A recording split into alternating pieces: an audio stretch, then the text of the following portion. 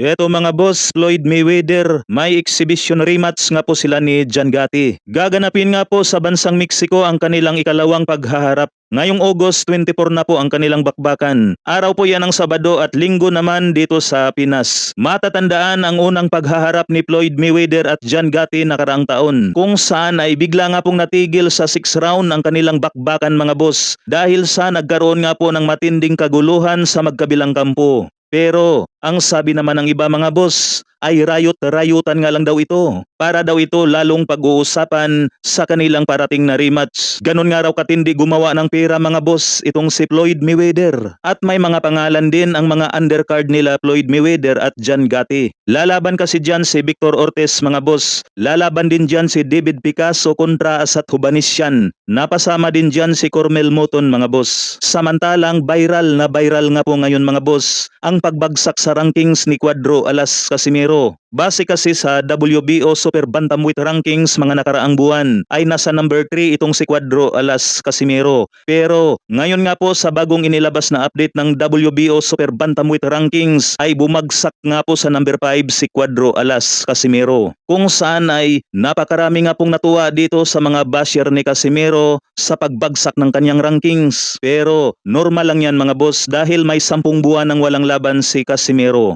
At depende mga boss sa sanctioning rankings dahil kung ating makikita rito sa WBC mga boss mula sa number 9 ay umangat pa nga po itong si Casimero sa number 8 na ang pinakamahalaga nga po mga boss ay pasok pa rin sa top 10 si Cuadro Alas Casimero.